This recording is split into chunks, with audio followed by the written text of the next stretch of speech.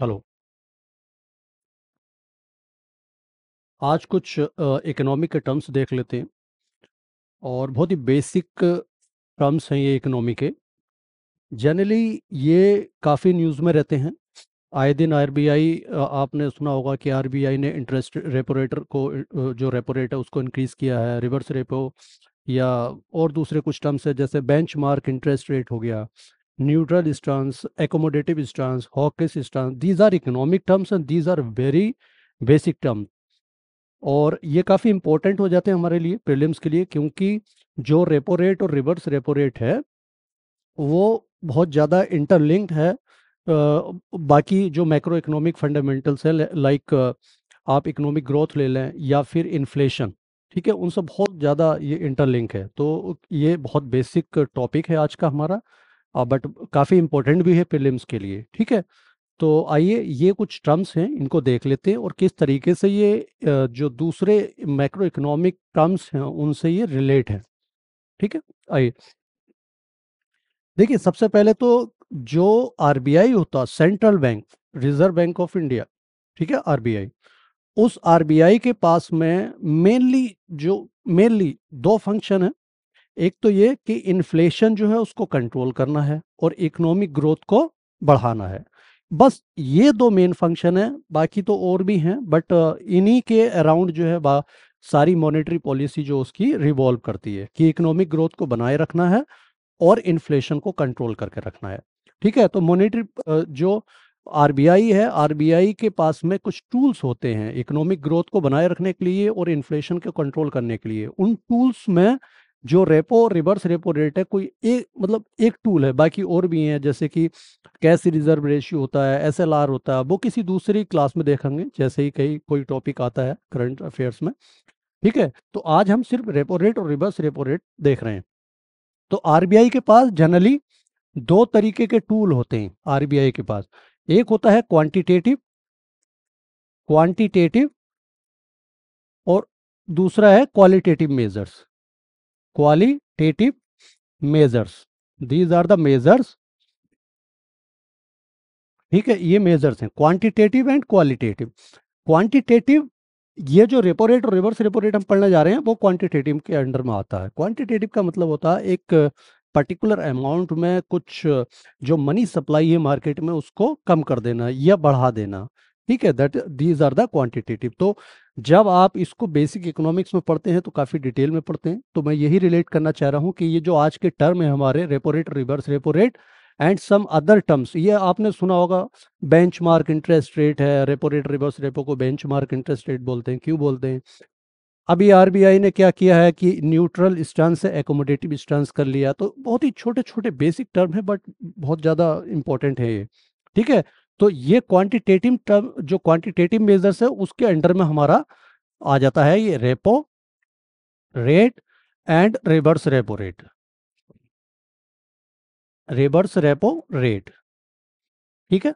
तो अब इसको पढ़ लेते हैं, रेपो रेट और रिवर्स रेपो रेट क्या होता है। देखिए इसका मीनिंग तो जनरली जो भी सिविल सर्विस एस्पिरेंट जो प्रिपेयर कर रहे हैं वो जानते ही हैं जनरली, बट जो बिगिनर्स हैं उनके लिए थोड़ा सा ये स्टार्टिंग में डिफिकल्ट होता है।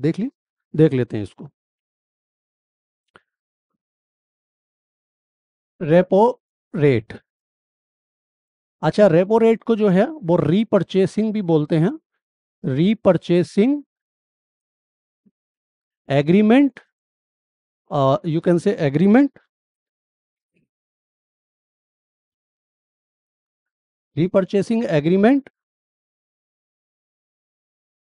और रीपरचेसिंग ऑप्शन। रीपरचेसिंग ऑप्शन ये बोलते हैं। रेपो रेट को समझने के लिए मैं एक डायग्राम बनाता हूं, उससे बेटर तरीके से समझ में आ जाएगा। सपोज ये कोई इंडिविजुअल है, कोई भी एक पर्सन है, आप अपने आप को आप अज्यूम कर लीजिए, एनीवन, और ये कोई बैंक है और यहां पर हमारा आरबीआई है, रिजर्व बैंक ऑफ इंडिया, ये सेंट्रल बैंक है इंडिया का। अब देखिए होता क्या है, आप बैंक में जब भी जाते हैं, कोई भी एनी इंडिविजुअल जब भी बैंक जाता है तो मेनली दो पर्पस के लिए जाता है। या तो उसको डिपॉजिट करना है या उसको लोन लेना है, जनरली ये रहते हैं, बाकी और भी पर्पस हो सकते हैं। तो अगर मान लीजिए इस बैंक से लोन लेने जाता, अगर ये बैंक इसको लोन देता है, अगर ये बैंक इसको लोन देता तो ये कुछ इंटरेस्ट रेट चार्ज करेगा, कुछ ना कुछ इंटरेस्ट रेट चार्ज करेगा। That means this individual has to give back some interest amount, interest. या फिर दूसरा पर्पस इसका ये हो सकता है कि ये इंडिविजुअल इस बैंक में कुछ डिपॉजिट करे, कुछ उसके पास मनी है, उसने वो डिपॉजिट कर दिया। तो अब ये बैंक क्या करेगा, बैंक इसको इंटरेस्ट देगा, सिंपल, ठीक है।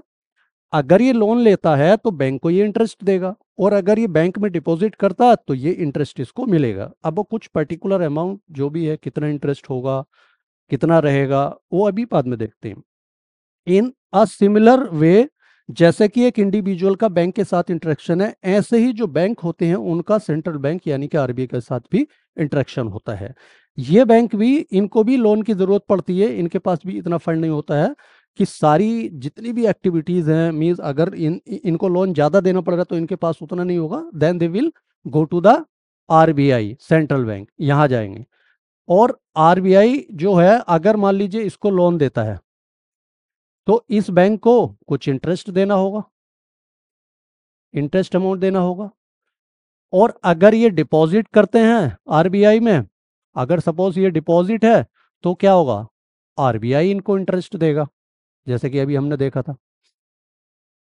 तो ये जो प्रोसेस है ऊपर वाला, कि सेंट्रल बैंक आरबीआई ने इसको लोन दिया और कुछ इंटरेस्ट रेट चार्ज किया, ठीक है, लोन देने के बाद कुछ इंटरेस्ट रेट चार्ज किया, that interest rate is called repo rate, यानी कि the rate at which the commercial bank provides loans to the banks, other banks. बहुत सारे बैंक होते हैं, एसबीआई है, इलाहाबाद बैंक है, या बैंक ऑफ इंडिया है, बैंक ऑफ बड़ौदा, जितने भी बैंक है, जो भी, अगर अगर आरबीआई से लोन लेने जाएगा तो एक कोई किसी पर्टिकुलर इंटरेस्ट रेट पे ये वो लोन देगा, उसी इंटरेस्ट रेट को हम बोलते हैं रेपो रेट। और अगर उसको रिवर्स कर दे, मींस अगर इस बैंक के पास कुछ एक्सेस अमाउंट है, मींस कैश ज्यादा आ गया, तो ये डिपॉजिट करेगा आरबीआई के पास में, तो आरबीआई इसको इंटरेस्ट देगा कुछ। तो उस जिस जिस रेट पे वो इंटरेस्ट देता है उसको कहते हैं रिवर्स रेपो। यानी कि अगर कोई बैंक आरबीआई के पास में अपना एक्सेस डिपॉजिट, अपना एक्सेस कैश जो भी अमाउंट है उसको डिपॉजिट करता, तो जो उसको इंटरेस्ट रेट मिलेगा, वो इंटरेस्ट रेट, यानी कि जो भी इंटरेस्ट मिलेगा, जिस रेट पर भी उसको इंटरेस्ट मिलेगा, that interest rate is called reverse repo rate. और जिस पे कॉमर्शियल बैंक यानी कि आरबीआई लोन प्रोवाइड करता है उसको हम कहते हैं रेपो रेट। तो ये आई थिंक समझ में आ गया होगा, ये जो रेपो रेट है और रिवर्स रेपो रेट है, क्या है कहानी। अब इन दोनों को मिलाकर देखिए, यहां पर हमने एक टर्म लिखा था, benchmark interest rate. Look at this, benchmark interest rates. यहां पर देखिए, ये बार बार आपको न्यूज़पेपर में मिल जाएगा ये टर्म, बेंचमार्क इंटरेस्ट रेट। इन दोनों को, repo rate and reverse repo rate, यानी कि both repo and reverse repo rates, they are collectively called as benchmark interest rate. क्यों कहते हैं इनको benchmark interest rate, because these are the key interest rate और the foundation interest rate which determines other financial products as well as transaction. Economy में जो भी और financial product है, ट्रांजैक्शन हो रहे हैं, फॉर एग्जांपल रेपो रेट और रिवर्स रेपो रेट ही जो है बाकी ये वाले लोन को डिसाइड करेगा। एक चीज आप जान लीजिए, अभी और आगे पढ़ेंगे, जब रेपो रेट बढ़ता है तो यहाँ पर क्या फर्क पड़ेगा, रेपो रेट कम होता है तो यहाँ पर क्या फर्क पड़ेगा। दैट मीन्स जो और दूसरे फाइनेंशियल ट्रांजैक्शन है, फाइनेंशियल प्रोडक्ट हैं, फॉर एग्जांपल बॉन्ड है, बॉन्ड की यील्ड कितनी होगी या लोन पे कितना इंटरेस्ट रहेगा, तो यही दोनों डिटरमाइन करते हैं। That is why we call them as benchmark interest rate. तो आज के बाद ये टर्म अच्छे से क्लियर रहना चाहिए।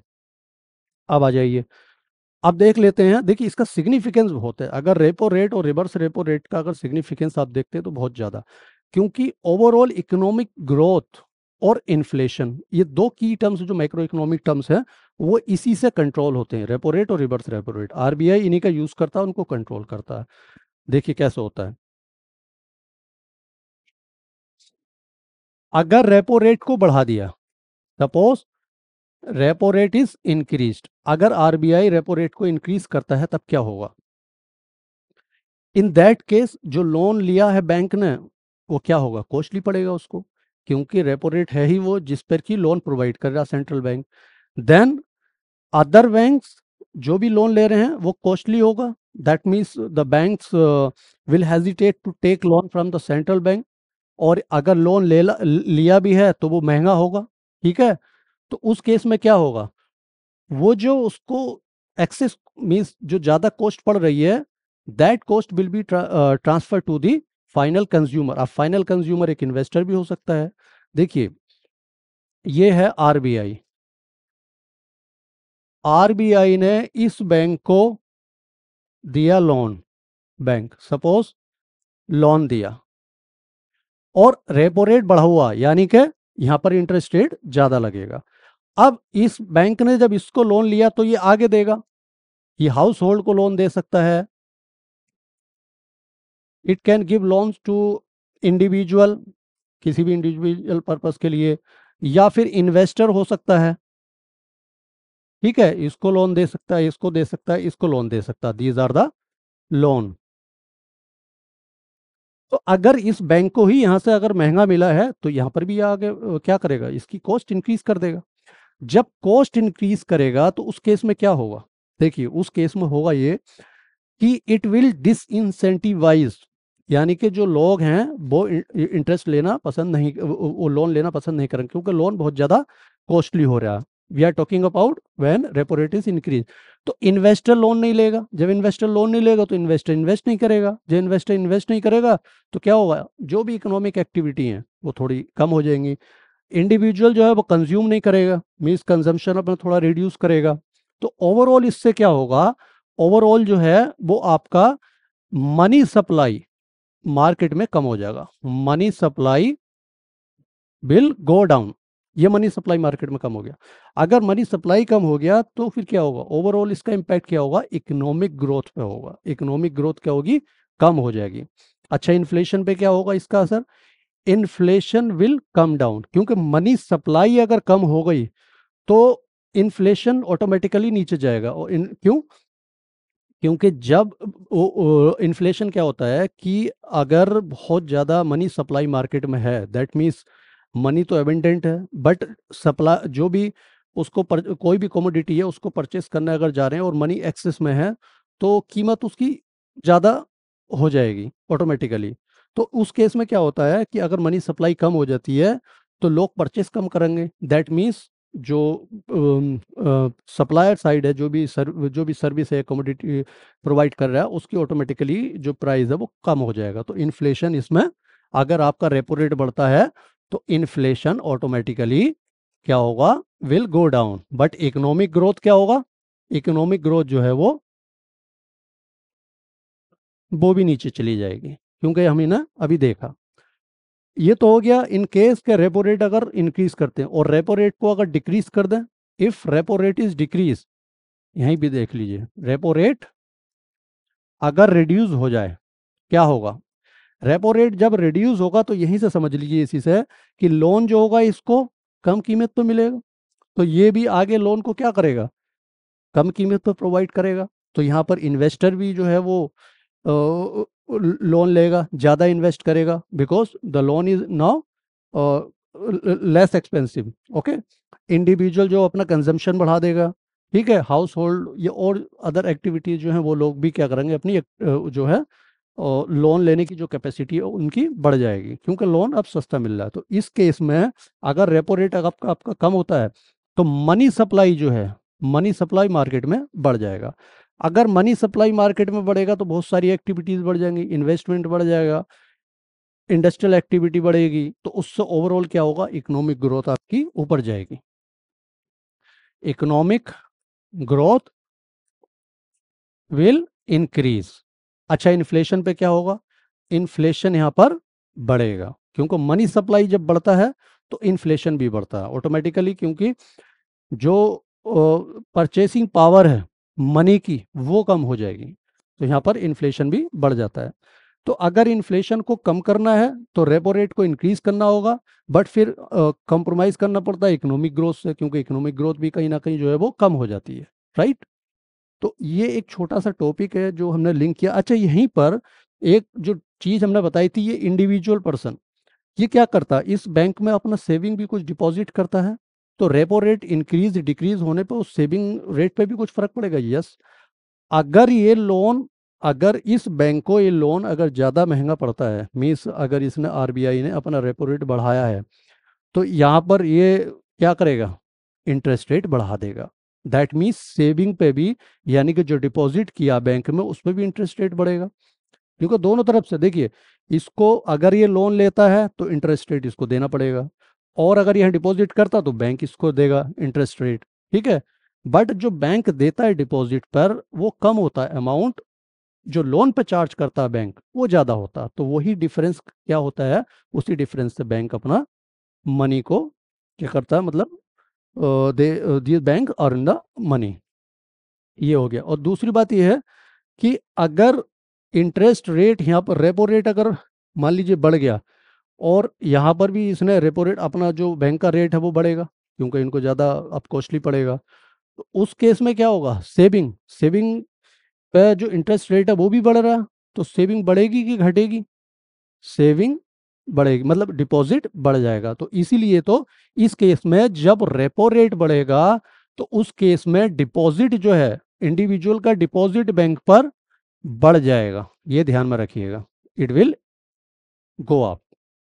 और रिवर्स वाले केस में डिपॉजिट कम हो जाएगा, इंडिविजुअल लोन लेना ज़्यादा शुरू कर देगा। तो सिंपल है, एक बार बढ़ेगा तो क्या होगा, दूसरी बार में जब घटेगा, रेपो रेट जब आप डिक्रीज करोगे तो उसका दूसरा रिवर्स प्रोसेस हो जाएगा, राइट।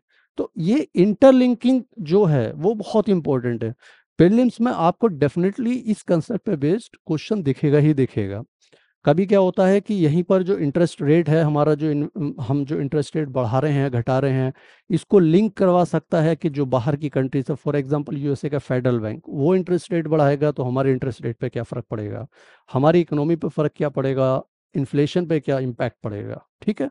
तो इस तरीके से आप एक इंटरलिंकिंग कैपेबिलिटी थोड़ी सी डेवलप किए, और इस तरीके के कंसेप्ट का क्वेश्चन हमेशा बनाता है यूपीएससी।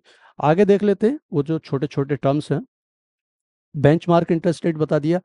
कुछ इंस्टांसेस होते हैं, monetary policy instances, monetary policy instances. देखिए आए दिन न्यूज़पेपर में आप देखते होंगे कि न्यूट्रल स्टांस लिया आरबीआई ने, न्यूट्रल स्टांस। तो ये क्या होता है neutral, with respect to repo rate और reverse repo rate. What is the neutral instance, neutral instance means that the RBI is neutral, means either it can increase the repo rate or it can decrease the repo rate। मतलब अभी clear नहीं है increase करना decrease करना, neutral का meaning ही होता है या तो इंक्रीज कर सकता है रेपो रेट को या फिर डिक्रीज कर सकता है। और किस केस में, when priority is equally on both sides of inflation and growth.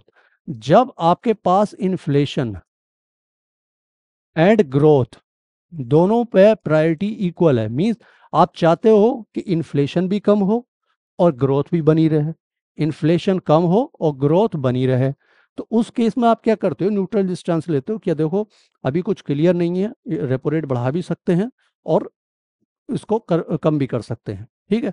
दूसरा होता है, आप चाहो तो इसको लिख लो,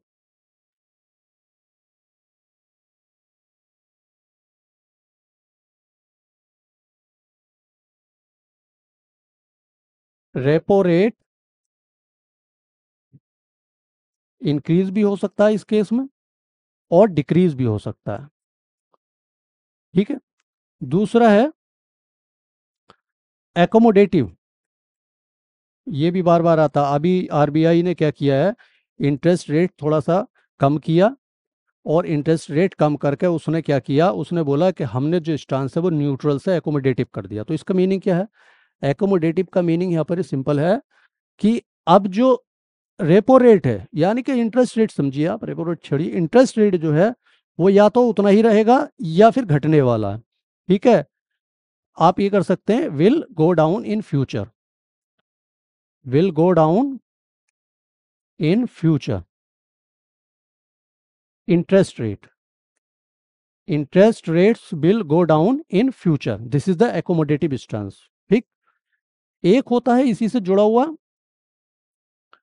डोविश, ये भी बार बार आता है, डोविस स्टांस। डोविस स्टांस क्या होता है? डोविस स्टांस का मतलब होता है it will lead to lower down of और रिडक्शन इन इंटरेस्ट रेट। ये तो definitely reduction in interest rate. जब इंटरेस्ट रेट आप रिड्यूस कर दोगे, इंटरेस्ट रेट अगर रिड्यूस आप करते हो, तो उस केस में क्या होगा? इन्फ्लेशन भी बढ़ने के चांसेस है, इकोनॉमिक ग्रोथ तो बढ़ेगी बढ़ेगी, ठीक है, लेकिन इन्फ्लेशन भी बढ़ सकते हैं। इसका मीनिंग है interest rate, interest rates will go down, interest rate will go down, and in that case economic growth क्या होगी? इकोनॉमिक ग्रोथ आपकी ऊपर जाएगी, यानी कि बढ़ जाएगी, और इन्फ्लेशन के भी चांसेस हैं राइज करने के। ये होगा डोविस स्टांस में। मतलब जब आरबीआई डेफिनेटली ये स्टांस यानी कि ये अपना लेता है कि मुझे उसको इंटरेस्ट रेट को कम करना है, then that stance, so that kind of policy which is adopted by RBI is called dovish stance. ऐसे ही एक फोर्थ टर्म आता है इसी में, वो है, यहीं लिख देते हैं, hawkish, hawkish stance. Hawkish stance क्या होता है? Just reverse of dovish stance. Hawkish stance में क्या होगा? इंटरेस्ट रेट जो है वो डेफिनेटली बढ़ेगा, increase in interest rate, interest rate बढ़ गया आपका। अब अगर इंटरेस्ट रेट बढ़ गया तो इस पे क्या असर पड़ेगा? इकोनॉमिक ग्रोथ पे। इकोनॉमिक ग्रोथ तो डेफिनेटली कहीं ना कहीं इंपैक्ट पड़ेगा निगेटिवली, यानी कि will go down, but inflation will be controlled. यहां पर इन्फ्लेशन, क्योंकि मनी सप्लाई आपने कम कर दी ना, इन्फ्लेशन तो नीचे रहेगा, लेकिन इकोनॉमिक ग्रोथ का क्या होगा? इकोनॉमिक ग्रोथ भी नीचे जाएगी, कहीं ना कहीं इस पे भी इंपैक्ट पड़ेगा। ठीक है, तो दिस इज द, देखिए सिंपल सा फंडा है, जब आप इंटरेस्ट रेट बढ़ाते हैं, जिसको रेपो रेट बोलते हैं, तो इंटरेस्ट रेट जब बढ़ेगा तो लोन महंगा हो जाएगा, तो कोई नहीं लेना पसंद करेगा, वो एक इंडिविजुअल हो, हाउस होल्ड हो, या फिर एक बिजनेसमैन हो। तो उस केस में क्या होगा? मार्केट में मनी सप्लाई कम हो जाएगी। जब मनी सप्लाई कम होगी तो सारा खेल तो मनी का ही है, ना तो इकोनॉमिक एक्टिविटी होगी कोई, ना इंडस्ट्रियल प्रोडक्शन कम हो जाएगा, तो ओवरऑल इस पे इम्पैक्ट क्या पड़ेगा? इकोनॉमी पे, उसकी ग्रोथ कम हो जाएगी। लेकिन मनी सप्लाई जब कम होगी तो उससे इन्फ्लेशन भी कम होगा, क्योंकि मनी की जो परचेसिंग पावर है वो बढ़ जाएगी। ठीक है। और इसका एक रिवर्स केस है, जब इंटरेस्ट रेट कम होगा तो जो लोन है वो भी सस्ता हो जाएगा, तो बिजनेसमैन भी लोन लेगा, इंडिविजुअल भी लोन लेगा कंजम्पशन के लिए, तो उस केस में इकोनॉमिक एक्टिविटी बढ़ जाएगी, इकोनॉमिक ग्रोथ भी बढ़ जाएगी। तो यही सारा खेल है, मनी सप्लाई या तो मार्केट में बढ़ेगी या मनी सप्लाई कम होगी, और उसी से दूसरी चीजें इंटरलिंक है। ठीक है, तो these are few terms of economic, ये आए दिन न्यूज़पेपर में आते रहते हैं, तो आई थिंक इतना अच्छे से अब समझ में आ गया होगा। तो ये अब चीज़ें क्लियर हो जाएंगी, अब आपको प्रॉब्लम नहीं होगी कि जब भी आएगा रेपो रेट ये हर दूसरे तीसरे महीने आता रहता है, रेपो रेट बढ़ गया, रेपो रेट कम कर दिया आरबीआई ने। और आरबीआई की मॉनेटरी पॉलिसी कमेटी होती है, वो उसको उसको इंक्रीज या डिक्रीज करती है, 6 मेंबर कमेटी है। So we will also see in some other class that committee, right. चलिए, तो आज का अपना टॉपिक हम यहीं ख़त्म करते हैं। ये टॉपिक के जो टर्म्स थे इकोनॉमिक के, वो हमने एक्सप्लेन कर दिए।